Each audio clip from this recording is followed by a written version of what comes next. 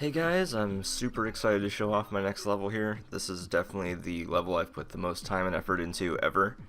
And this is another one for Mario Maker Mondays, so it was designed with being part of a blind race in mind. So keep that in mind, and also, as always, if you plan on playing this at all, don't watch the video because it's going to spoil it. So, let's get into this. I'm going to go and do it in edit mode so I can zoom around possibly if I want to, but first of all, let's just play it. So, the theme of this week for Mario Maker Mondays was Zelda inspired. So to start off, we're sort of discovering a secret grotto by hitting a switch. And it's also introducing what's going to be the main gameplay gimmick of this level, which is Spiney's crawling on stuff. So, this is just a little intro part, which is the first part of the level I designed. But, oops.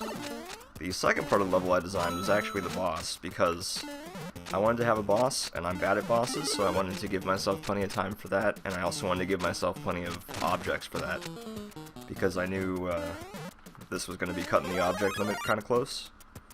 And in fact, I did fill up the object limit for enemies and blocks in both the main area and the sub area.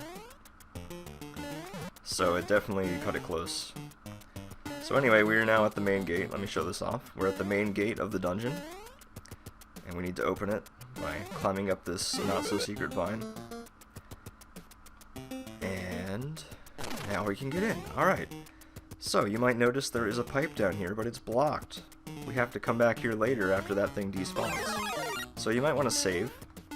I designed this save point with the race in mind also as a sort of risk and reward kind of thing. So it's an optional save point, and it's a reusable save point. So you can hop in, hop back out, and you can save as much as you want, or as little as you want. So in a race, you're going to be like, oh, should I save after each coin? You see there's 4 coins up there. Should I save after each coin, or should I risk it and not waste the time to save, and just go fast, and hope that I don't die? So here we have one of our rooms to get one of the coins. Just showing off how things can climb, I guess. Or I guess it was showing off, the intention was showing off climbing on bill blasters dropped by other stuff. Although I added this part at the last minute, and that is not actually following the theme. I just thought it was cool. That thwomp falling down. Anyway, so that gets you a coin. And we will continue. Ah, poop. One of the biggest issues I had with making this level was the way that, well, before we do that, forget about that issue. So let me show you this room. Notice the munchers collapsing as this boo flies over. It doesn't fall until the Spiny hits the ground. And then the munchers re-expand once they have space. I just sort of happened upon that towards the end of designing this level. I thought it was pretty cool, so I had to throw that in there. Anyway, so what you want to do once you realize there's a boo that you're racing and not just a race, period, you want to face right as little as possible, and then it's not actually too hard. So, as I was going to say, one of the hardest things was figuring out how to deal with the fact that if you get 4 coins and then save, or actually just if you get 4 coins and then die, the game will reset your coin count whether you saved or not. And then you'll have to redo all of this, and that is just bad.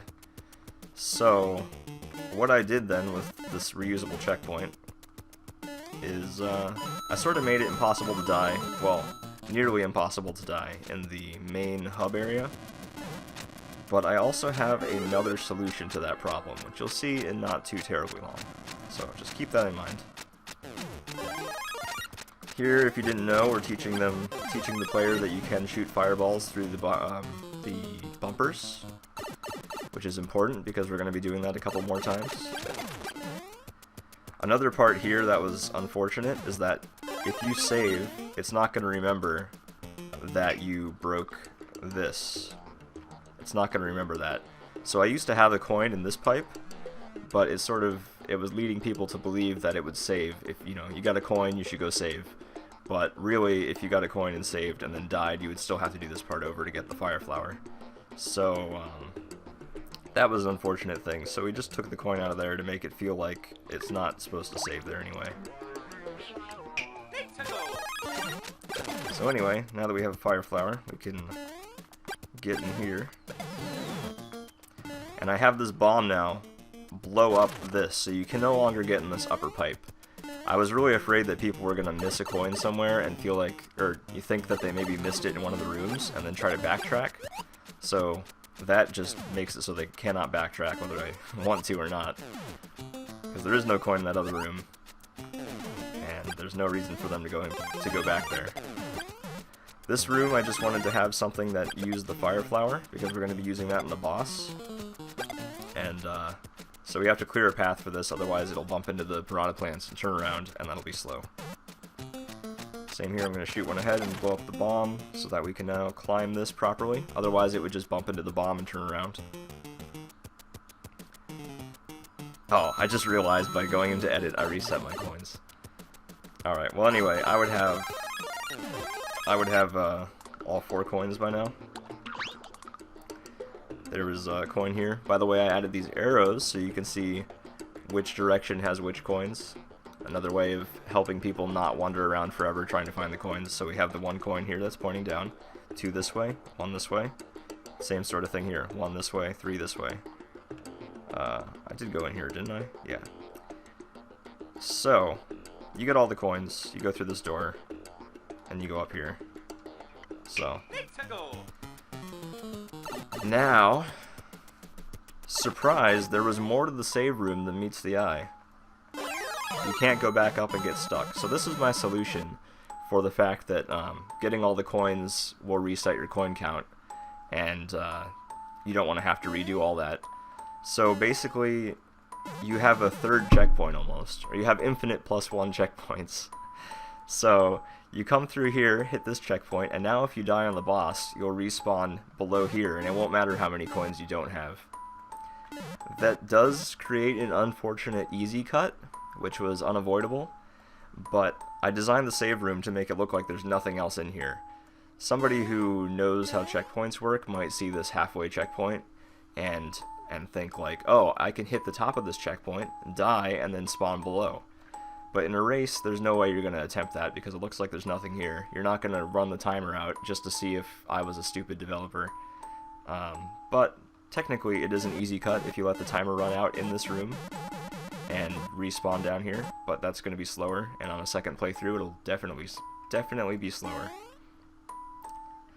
So anyway, we have now discovered the secret of the save room, and we can enter the boss area. The boss area has the Spiny drop the Bill Blaster down like a shutting door and the boss room of a Zelda game. And we have to knock those out so that the Spiny can walk up the wall, which we don't know why that's helpful yet, but we'll see in a second. And that's why it's helpful. Alright, so we cannot kill the Spiny with fire, by the way. So we need to figure out something else to do. I sort of messed up, but it doesn't really matter. There's bombs coming down. So that's something we can do. And I think you'll see this is pretty clear what's happening here. We blow up bombs, and then they can get higher.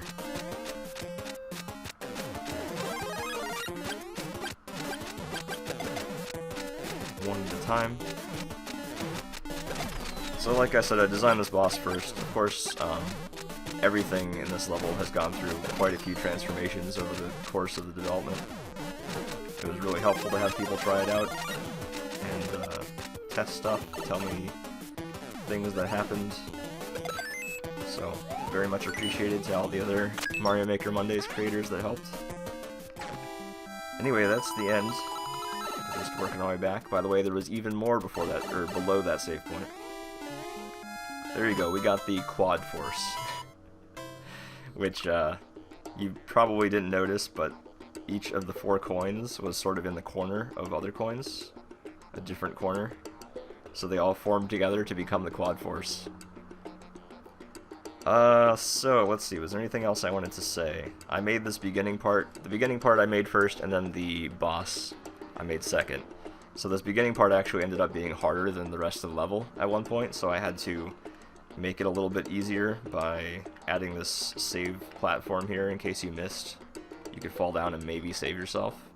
Added this mushroom to make it a little easier. Yeah, this skull platform thing was actually a last-minute addition because in the previous Mario Maker Monday race, there was a level that had Spinies climbing walls, and everybody got really frustrated with it. And there were a couple parts of my level that vaguely resembled that, so I redid those parts. By the way, this part has bombs that explode, which are totally unnecessary, but it makes a cool whoosh effect whenever you break through here. Let's see, anything else? Probably not too much. Just the fact that I used so many objects and this took forever to make. Yeah, I don't know if you want to see how this works, and also there's a secret up here. You push this up and it now can walk across. That's pretty much the level. And like I said, all this went through multiple redesigns, and I'm quite happy with it. This is probably my proudest, the level I'm most proud of for Mario Maker. So really hope you guys enjoy it. I hope you played it before watching this video, because now you spoiled everything for yourself. I warned you. And yeah, thanks for watching, and watch the rest of my videos or something, and check out Mario Maker Mondays if it's still going on when you're watching this. And I will see you around next time.